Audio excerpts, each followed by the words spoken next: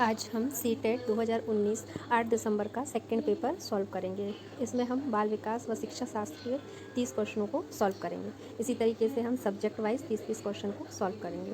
तो आज हम बाल विकास के 30 क्वेश्चन देखते हैं। सबसे पहले फर्स्ट क्वेश्चन है हमारा, नूर विद्यालय में अपना लंच बॉक्स लाना भूल गई तथा यह कहते हुए तान्या से उसका लंच बॉक्स साझा करने के लिए कहा कि तुम्हें आज अपना लंच मेरे साथ साझा करना चाहिए क्योंकि कल मैंने तुम्हारे साथ अपना लंच साझा किया था। लॉरेंस कॉलरबर्ग के नैतिक विकास के सिद्धांत के अनुसार नूर का कथन अभिविन्यास प्रारूप को अवस्था पर दर्शाता है। तो इसमें जो दो फिलअप दिए हैं वो हमें फिल करने हैं। इसके लिए 4 ऑप्शंस दिए हैं। तो फर्स्ट आएगा कानून एवं व्यवस्था। तो इसमें कोई कानून या व्यवस्था जैसा कुछ शब्द हमें दिख नहीं रहा है। आज्ञा पालन, वो दो दोस्त हैं आपस में, वो कोई आज्ञा नहीं दे रही है किसी को। अगर शिक्षक और छात्र के बीच की बात होती तो शायद सेकंड ऑप्शन सही होता। वो टिफ़िन को साझा कर रही है, अपने लंच बॉक्स को साझा कर रही है। तो जो हमारा 4th नंबर का है ऑप्शंस आदान प्रदान और परंपरागत। तो इसका सही आंसर हमारा यही होगा, 4th वाला आदान प्रदान और परंपरागत। तो इसमें 4th वाला जो है हमारा आदान प्रदान और परंपरागत वो हमारा करेक्ट आंसर होगा, ये 4th नंबर का। ठीक है, इसके बाद हम देखेंगे कि जो हमारा है सेकंड नंबर का क्वेश्चन। सेकंड नंबर का क्वेश्चन है हमारा क्या है ये देखो, समाज में विभिन्न लिंगों के लिए उपयुक्त मानी जाने वाली विशेषताओं के बारे में जन सामान्य की अवधारणाओं को क्या कहते हैं। अब क्वेश्चन थोड़ा ध्यान से पढ़ेंगे तो देखो इसमें बताया गया है लिंग भेद के बारे में। तो आज की जो जनरेशन है उसमें ये लिंग भेद इतना ज़्यादा मैटर नहीं करता। पहले की बात जो थी रूढ़िवादिता में, तब बहुत देखा जाता था लिंग भेद की, लड़का है या लड़की है। तो इसमें क्या आएगा आंसर, देखो जेंडर विभेदीकरण या जेंडर, सेकंड है जेंडर भूमिकाएं, थर्ड है जेंडर पहचान और फोर्थ है जेंडर रूढ़िवादिता। तो इसका हमारा सही ऑप्शंस 4th ही होगा, जेंडर रूढ़िवादिता। तो इसका जो 4th ऑप्शंस जो दिया है वही हमारा करेक्ट होगा, जेंडर रूढ़िवादिता। ओके, अब इसके बाद हम देखेंगे क्वेश्चन नंबर 3। तो क्वेश्चन नंबर 3 है हमारा, हाल ही में पाठ्यचर्या में ऐसी कहानियों को शामिल करने के लिए विवेकशील प्रयास किया गया है जिसमें पिता घर के कार्यों में लगा रहता है और माता साहसी गतिविधियों को करती है। यह कदम किस लिए महत्वपूर्ण है। तो ये क्वेश्चन नंबर 3 है। इसमें भी 4 ऑप्शंस हैं और इसका सही आंसर क्या होगा देखते हैं। यह जेंडर पक्षपात को सशक्त बनाता है। इसमें पक्षपात वाली कोई बात समझ में आ रही है क्या, नहीं। तो हमारा जो फर्स्ट नंबर है वो रॉन्ग होगा। सेकंड नंबर है ये जेंडर रूढ़िवादिता, तो इससे पहले भी इसी से रिलेटेड था, तो इसका आंसर भी जेंडर रूढ़िवादिता। तो इसका भी सही करेक्ट आंसर हमारा क्या होगा, 3rd वाले का सेकंड, जो कि हमारा सही आंसर है सेकंड, और वो होगा हमारा जेंडर रूढ़िवादिता, सेकंड नंबर। ठीक है, तो यहाँ पर हमारा ये भी हो गया। अब देखते हैं हम 4th नंबर। वाइगोत्स्की के अनुसार जब एक वयस्क बच्चे के निष्पादन के वर्तमान स्तर को सहयोग द्वारा विस्तारित करता है तो इसे क्या कहते हैं। वाइगोत्स्की के अनुसार एक वयस्क बच्चे मतलब एक वयस्क बच्चा है, वो वर्तमान स्तर को सहयोग द्वारा क्या विस्तारित करता है, ये हमें बताना है। तो इसका करेक्ट आंसर हमारा होगा क्वेश्चन नंबर 4th का 3rd। क्वेश्चन नंबर 4th का जो 3rd नंबर है वो हमारा करेक्ट आंसर होगा, 3rd वाला। ओके, इसके बाद अब हम देखते हैं नेक्स्ट 5th नंबर का क्वेश्चन। 5th नंबर का क्वेश्चन है हमारा, जीन पियाजे के संज्ञानात्मक विकास के सिद्धांत के अनुसार परिकल्पित निगमात्मक तर्क किस अवधि में विकसित होता है। तो जो तर्क शक्ति का है वो कब विकसित होता है, संज्ञानात्मक विकास के सिद्धांत के अनुसार हमें बताना है। तो ये 4 अवस्थाएं इसमें दी गई हैं, उनमें से एक करेक्ट होगा। तो 5th वाले का सही होगा अमूर्त सक्रियात्मक अवस्था। इसका हो जाएगा हमारा 4th नंबर का आंसर सही होगा, अमूर्त वाला। ओके, इसके बाद अब हम देखते हैं क्वेश्चन नंबर 6। क्वेश्चन नंबर 6 है हमारा, क्वेश्चन नंबर 6 है, फिलिंग द ब्लैंक्स के अनुसार बच्चों के चिंतन के बारे में सामाजिक क्रियाओं तथा सांस्कृतिक संदर्भ के प्रभाव को समझाना आवश्यक है। किसके अनुसार है, जो कौन से ऐसे हैं इसमें से जो बोलते हैं कि बच्चों के चिंतन के बारे में सामाजिक क्रियाओं और सांस्कृतिक संदर्भ के प्रभाव को समझना आवश्यक है। तो हमारा जो 6th वाला क्वेश्चन है उसका सही आंसर होगा लेव वाइगोत्स्की। क्या होगा, 6th वाले का सही आंसर हमारा 3rd होगा, लेव वाइगोत्स्की। ओके, आइए अब हम करते हैं क्वेश्चन नंबर 7। जीन पियाजे के संज्ञानात्मक विकास के सिद्धांत से निहितार्थ निकालते हुए एक ग्रेड 6 से 8 के शिक्षक को अपनी कक्षा में क्या करना चाहिए। तो जीन पियाजे हैं वो, उनके संज्ञानात्मक विकास के सिद्धांत के अनुसार कक्षा 6 से 8 तक के शिक्षक को अपनी कक्षा में क्या करना चाहिए। इसका आंसर देखो, क्वेश्चन फर्स्ट का ऑप्शन फर्स्ट है तार्किक बहस के प्रयोग को हतोत्साहित करना चाहिए। सेकंड है ऐसी समस्याएं प्रस्तुत करनी चाहिए जिसमें तर्क आधारित समाधान की आवश्यकता होती है। थर्ड है एक अवधारणा को पढ़ाने के लिए केवल मूर्त सामग्री का प्रयोग करना चाहिए। एंड फोर्थ है केवल निर्धारित पाठ्यक्रम पर निर्भर रहना चाहिए। तो इसमें से सही आंसर होगा हमारा आंसर नंबर सेकंड। ऐसी समस्याएं प्रस्तुत करनी चाहिए जिससे तर्क आधारित समाधान की आवश्यकता हो। अब हम देखेंगे क्वेश्चन नंबर 8। हार्वर्ड गार्डनर के अनुसार बहुबुद्धि सिद्धांत के अनुसार तार्किक गणितीय बुद्धि वाले एक व्यक्ति की क्या विशेषता हो सकती है। हार्वर्ड गार्डनर हैं, उनके बहुबुद्धि सिद्धांत के अनुसार तार्किक गणित बुद्धि वाले व्यक्ति की क्या विशेषता हो सकती है। तो 8 वाले का सही आंसर होगा पैटर्न को खोजने। इसको तो आप पढ़ोगे तभी समझ में आएगा। पैटर्न को खोजने की एक तर्क की लंबी श्रृंखला को हल करने की क्षमता और संवेदनशीलता, ये इसका आंसर होगा हमारा फोर्थ वाले का। 8th वाले का हमारा आंसर होगा फोर्थ। 8th वाले का आंसर होगा हमारा फोर्थ वाला। चलिए अब आगे देखते हैं क्वेश्चन नंबर 9। वह प्रक्रिया जिसके द्वारा बच्चे आदतों, कौशलों, मूल्य तथा अभिप्रेरणा को विकसित करते हैं और जो उन्हें समाज का जिम्मेदार एवं क्रियाशील सदस्य बनाती है, उसे क्या कहा जाता है। सामाजिकरण, सेकंड ऑप्शन है समावेशन, थर्ड है मुख्य धारा से जोड़ना या विभेदीकरण। समावेशीकरण, विभेदीकरण और मुख्य धारा से जोड़ना, ये सारे शब्दों की मीनिंग अलग हैं। विभेदीकरण मतलब अलग अलग विभेद करना, मुख्य धारा से जोड़ना ये भी अलग अलग हो जाएगा। समावेश करना यानी और चीज़ों को उसमें मिलाना। बट ये बोल रहे हैं जिम्मेदार और क्रियाशील सदस्य बनाती है, तो समाज में रहकर ही कोई व्यक्ति जिम्मेदार और क्रियाशील बन सकता है। तो वो 9th वाले का हमारा करेक्ट आंसर होगा फर्स्ट, सामाजिकरण। अब क्वेश्चन नंबर 10 देखते हैं। मानव विकास के संदर्भ में आनुवांशिकता तथा पर्यावरण की भूमिका के बारे में निम्नलिखित कथनों में से कौन सा सही है। क्वेश्चन एक बार और देखो, मानव विकास के संदर्भ में आनुवांशिकता तथा पर्यावरण की भूमिका के बारे में निम्नलिखित कथन में से कौन सा सही है। तो इसका आंसर हमारा फोर्थ होगा। कौन सा होगा? Answer number fourth. Answer number fourth होगा हमारा। आनुवांशिक एवं पर्यावरण दोनों एक जटिल पारस्परिक क्रिया के रूप में मानव विकास को प्रभावित करते हैं। अब हम देखेंगे क्वेश्चन नंबर 11।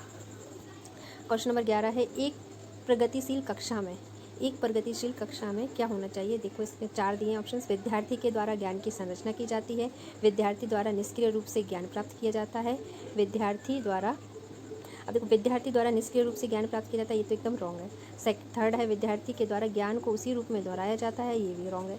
फोर्थ हो जाएगा इसका शिक्षक के निर्देशों के अनुसार विद्यार्थी के द्वारा ज्ञान का अनुस्मरण किया जाता है। तो इसमें इसका हमारे फर्स्ट आंसर जो है विद्यार्थी के द्वारा ज्ञान की संरचना की जाती है, ये सही होगा। प्रगतिशील कक्षा मतलब एक बढ़ती हुई कक्षा की बात कर रहे हैं, तो उसमें विद्यार्थी के द्वारा जो ज्ञान है उसको संरचना की जाती है, ये इसका सही आंसर होगा। अब हम देखते हैं क्वेश्चन नंबर 12। सतत एवं समग्र मूल्यांकन में क्या शामिल है। क्वेश्चन नंबर 12 का करेक्ट आंसर होगा फोर्थ वाला। करेक्ट आंसर क्या होगा हमारा? फोर्थ। विविध प्रकार की रणनीति का प्रयोग करते हुए दोनों संरचनात्मक एवं संकलन आकलन का प्रयोग करना, ये इसका क्या हो जाएगा? हमारा करेक्ट आंसर हो जाएगा। इसके बाद हम देखते हैं क्वेश्चन नंबर 13। क्वेश्चन नंबर 13 क्या है? आपकी कक्षा के एक विद्यार्थी को विभिन्न स्रोतों से बार बार यह बताया गया कि उसके सामाजिक वर्ग के लोग शैक्षिक क्षेत्र में निम्नलिखित स्तरीय प्रदर्शन करते हैं। इस रूढ़िवादिता एवं परिमाणिक रूढ़िवादी अक्षांश के प्रभाव को कम करने के लिए एक शिक्षक को क्या पहल करना चाहिए। क्वेश्चन नंबर 13 का करेक्ट आंसर होगा हमारा फोर्थ नंबर का। क्वेश्चन नंबर 13 का करेक्ट आंसर हमारा होगा फोर्थ। 13 का होगा फोर्थ। ओके, अब हम देखते हैं क्वेश्चन नंबर 14। एक समावेशी कक्षा में शिक्षक को क्या करना चाहिए। समावेशी कक्षा का मतलब होता है जिसमें सभी तरह के छात्र, जो पिछड़े छात्र हैं, जो विशेष छात्र हैं सारे छात्रों को साथ में शिक्षा दी जाती है। ऐसी कक्षा को कहा जाता है समावेशी कक्षा। तो एक समावेशी कक्षा में शिक्षक को क्या करना चाहिए? तो इसका सही आंसर होगा यह विश्वास करना चाहिए कि प्रत्येक बच्चे में अपनी योग्यता एवं शक्ति के अनुसार सीखने की क्षमता होती है। तो इसका करेक्ट आंसर भी यही होगा। और बाकी ऑप्शंस आप पढ़ेंगे तो एकदम रॉन्ग दिखेंगे आपको। देखो, अशक्त अधिगमकर्ताओं के प्रति दया एवं सहानुभूति का भाव प्रदर्शित करें। ऐसा नहीं कर सकते क्योंकि समावेशी शिक्षा का मतलब ही होता है समान शिक्षा सभी को। अब ये सेकंड ऑप्शन में बोल रहे हैं कि अशक्त लोगों के प्रति हमें दया दिखानी चाहिए, ऐसा गलत हो जाएगा। थर्ड वाला क्या बोल है? बच्चों को अपाहिज बच्चा, मंदबुद्धि बच्चा आदि के रूप में वर्गीकृत करना चाहिए।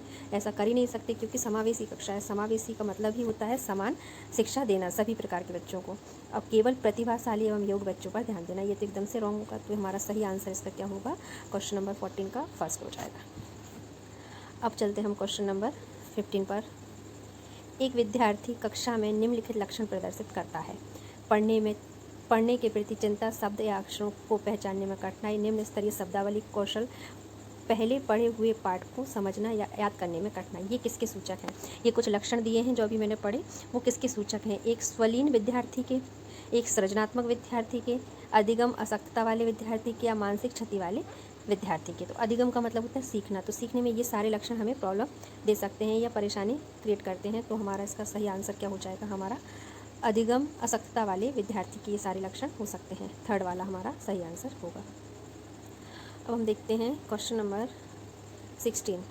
एक शिक्षक एक समावेशी कक्षा में विशेष योग्यता वाले वर्ग अधिगमकर्ताओं की आवश्यकता को किस प्रकार से बता सकता है या संबोधित कर सकता है? 16वें का हमारा करेक्ट आंसर होगा फोर्थ। प्रत्येक विद्यार्थी के अधिगम के सशक्त पक्ष एवं कमजोर के विश्लेषण के आधार पर विशिष्ट अधिगम उद्देश्यों को विकसित करना। तो इसका हमारा फोर्थ आंसर सही हो जाएगा। अब चलते हैं क्वेश्चन नंबर 17 पर। एक शिक्षक अपनी कक्षा में सृजनात्मक विद्यार्थियों को किस प्रकार से प्रोत्साहित कर सकती है? एक शिक्षिका। तो इसका आंसर हमारा 17 का होगा थर्ड। अनेक परिप्रेक्ष्यों को प्रोत्साहित करके तथा मूल विचारों को महत्व देकर। ठीक है, 17 का थर्ड होगा करेक्ट आंसर। 18 क्वेश्चन देखेंगे। निम्नलिखित में से कौन सा कारक कक्षा में सार्थक अधिगम का पक्ष लेता है? 18वें का हमारा करेक्ट आंसर होगा फोर्थ। विषय वस्तु तथा बच्चों के संपूर्ण कुशल श्रम एवं अधिगम के प्रति सच्चा सरोकार रखना। 18 का हमारा करेक्ट आंसर फोर्थ होगा। अब चलते हैं हम क्वेश्चन नंबर 19 पर। निम्न में से कौन सा प्रभावशाली समस्या समाधान रणनीति का उदाहरण है? क्वेश्चन नंबर 9 का भी फोर्थ होगा। साधन साध्य विश्लेषण, समस्या को अनेक उपलक्ष्यों में विभाजित करना। क्या होगा इसका? फोर्थ है। ओके, चलो अब देखते हैं 20 नंबर का क्वेश्चन नंबर 20। निम्न में से कौन सी अधिगम के लिए एक प्रभावशाली शिक्षण प्रणाली नहीं है? अधिगम के लिए प्रभावशाली शिक्षण प्रणाली नहीं है। अब आप ध्यान रखना, यहाँ पर नहीं वर्ड यूज़ हुआ है तो हम उसको अच्छे से पढ़ेंगे, पहले समझेंगे क्वेश्चन को। नहीं लगा हो या है प्रणाली है तो एकदम अपोजिट हो जाता है, इसलिए ऐसे क्वेश्चंस को थोड़ा ध्यान से देखना पड़ता है। तो इसमें क्वेश्चन पूछा गया था शिक्षण अधिगम के लिए एक प्रभावशाली शिक्षण प्रणाली नहीं है। तो इसका सही आंसर होगा 20 का फोर्थ। दिए गए ज्ञान को दोहराने पर ध्यान केंद्रित करना। ठीक है, तो इसका करेक्ट आंसर होगा फोर्थ। इसके बाद देखते हैं हम क्वेश्चन नंबर 21। शिक्षक कक्षा में पढ़ने में ध्यान न देने वाले बच्चों से किस प्रकार का वार्तालाप कर सकते हैं? तो इसमें 4 ऑप्शन है। बच्चों को कक्षा से बाहर जाने के लिए कहकर, ये तो एकदम रॉन्ग होगा। बच्चों को कक्षा से बाहर भेज देंगे तो बच्चे को कुछ भी समझ में नहीं आएगा, इसलिए हमें ऐसा नहीं करना है, शिक्षक को ऐसा नहीं करना है। सेकंड है पूरी कक्षा के सामने उन्हें बार बार डांटना, ये भी गलत है, ऐसा भी नहीं करना चाहिए, इससे बच्चा डर जाएगा और वो दोबारा से क्वेश्चन नहीं करेगा। थर्ड है उनसे बात करके तथा उनकी अरुचि का कारण जानने की कोशिश करना, ये हो सकता है। आगे लोग को फोर्थ और पढ़ते हैं। उन्हें गृह कार्य के रूप में अत्यधिक विकसित देगा, ये भी गलत होगा। तो हमारा करेक्ट आंसर होगा थर्ड। उससे बात करके उसकी अरुचि का कारण जानने की कोशिश करना, तभी हम बच्चे से किस प्रकार का वार्तालाप कर सकते हैं ये जान सकते हैं। ठीक है, अब आ जाइए क्वेश्चन नंबर 22। संरचनावादी उपागम बताता है कि खाली स्थान ज्ञान की संरचना के लिए अत्यंत आवश्यक है।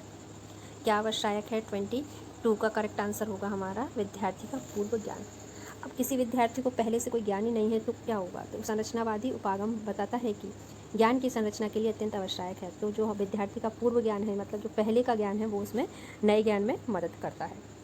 तो इसका करेक्ट आंसर हमारा हो जाएगा फर्स्ट। आइए अब देखते हैं 23। बच्चे अनेक घटनाओं के बारे में सहजानुभूत सिद्धांत की संरचना करते हैं। इस पृष्ठभूमि में एक शिक्षक को क्या करना चाहिए? 23 का क्वेश्चन नंबर है, क्वेश्चन नंबर 23 का होगा आंसर फर्स्ट। संवाद के द्वारा बच्चों की इन अवधारणाओं को चुनौती देनी चाहिए। क्वेश्चन नंबर 24, संज्ञान एवं संवेग के बीच किस प्रकार का संबंध है? तो द्विदिशीय संबंध होता है। फोर्थ, दोनों के बीच एक गतिशील पारस्परिक क्रिया होती है। 24 का हो जाएगा हमारा फोर्थ। अब क्वेश्चन नंबर 25 पर चलते हैं। निम्नलिखित में से कौन से कारक अधिगम को प्रभावित करते हैं? विद्यार्थी की अभिरुचि, विद्यार्थी का सांवेगिक स्वार्थ, शिक्षा शास्त्रीय रणनीति, विद्यार्थी का सामाजिक एवं सांस्कृतिक संदर्भ। तो कौन से कारक अधिगम को प्रभावित करते हैं? तो बच्चे की रुचि होनी चाहिए तभी वो कुछ सीख पाएगा, उसका स्वास्थ्य, सांवेगिक स्वास्थ्य ठीक हो तब वो सीख पाएगा। शिक्षा शास्त्रीय रणनीति उसको आनी चाहिए, तो ये भी इम्पोर्टेंट है लर्निंग के लिए या अधिगम के लिए।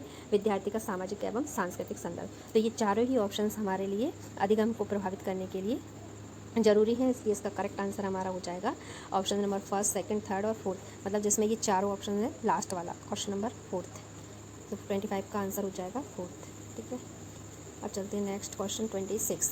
निम्न में से क्या ज्ञान के सार्थक संरचना की प्रक्रिया का एक महत्वपूर्ण पहलू है? ज्ञान की सार्थक संरचना का पहलू है सामाजिक पारस्परिक क्रियाएं। 26 का करेक्ट आंसर होगा फर्स्ट। चलते 27। सी-टेट में क्वेश्चन बहुत लंबे आते हैं तो टाइम ज़्यादा लगता है पढ़ने में। जब विद्यार्थी पुरस्कार पाने की इच्छा को बार बार किसी गतिविधि को करने का निर्णय लेते हैं, जैसे कि एक प्रयोग का नियोजन एवं संचालन करना, जो कि प्रत्यक्ष रूप से उस गतिविधि से संबंधित नहीं है, जैसे कि एक स्टार या बैज प्राप्त करना, ऐसी स्थिति में क्या संभावना उत्पन्न होती है? तो इसका करेक्ट आंसर होगा अधिगम के प्रति भौतिकवादी अभिव्यक्ति का विकास, यानी इसका फर्स्ट आंसर सही होगा। क्वेश्चन नंबर 28, बाल्यावस्था की अवधारणा से क्या अभिप्राय है? तो इसका भी करेक्ट आंसर होगा सेकंड, समकालीन सामाजिक समाजवादी मनोवैज्ञानिकों के अनुसार यह एक सामाजिक संरचना है। क्या होगा इसका करेक्ट आंसर? सेकंड। इसके बाद आ जाइए क्वेश्चन नंबर 29। निम्न में से कौन सी मध्य बाल्यावस्था की विशेषता है? तो इसमें से हो जाएगा बच्चे तर्क एवं मूर्त रूप से सोचना प्रारंभ करते हैं। मध्य बाल्यावस्था में ही बच्चे मूर्त रूप से सोचना प्रारंभ करते हैं। इससे पहले वो अमूर्त वस्तुओं को देखकर सोचते हैं, पर जब वो थोड़े बड़े होते हैं, मध्य बाल्यावस्था में आते हैं, तो वो मूर्त वस्तुओं को देखकर सोचना प्रारंभ कर देते हैं। तो इसका करेक्ट आंसर हमारा क्या होगा? Answer number third. अब आ जाइए लास्ट क्वेश्चन हमारा 23। परिवार एवं पास पड़ोस बच्चों के सामाजिकरण की 4 ऑप्शंस हैं। मनोवैज्ञानिक एजेंसियां हैं, प्राथमिक एजेंसियां हैं, मध्य एजेंसियां हैं, द्वितीयक एजेंसियां हैं। तो परिवार और आस पड़ोस, परिवार बच्चे का प्रथम विद्यालय होता है, तो ये प्राथमिक एजेंसियां हैं। ठीक है, प्राथमिक एजेंसियां हैं, तो ये हो जाएगा हमारा सेकंड।